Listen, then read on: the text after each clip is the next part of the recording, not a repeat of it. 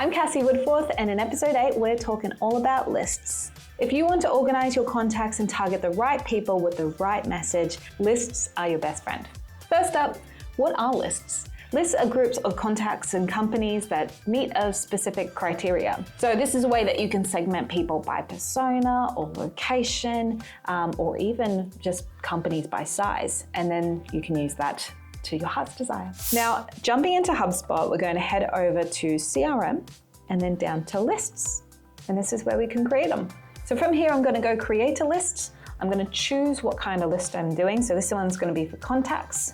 So next up, we just need to set up our filters. So in this case, I want to find all of my contacts that have come in from Facebook. So original source drill down 1 is equal to any of Facebook. Contacts converted from Facebook. So you can see here I've given the list a name, and it's given me an estimate size on contacts and a preview of what my contact list could look like. If I'm happy with my filters, I can then just hit review and save.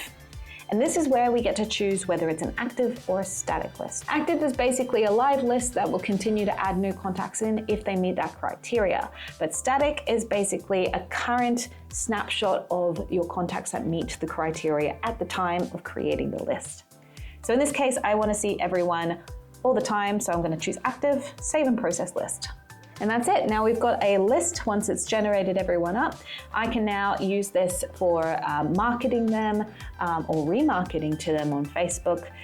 Whatever my message is, I can relate it back to Facebook if I want to. If you're not sure how to set up the right list for your business, book a chat with us via the link in the description below. Next, we'll dive into how to create and send email campaigns directly from HubSpot.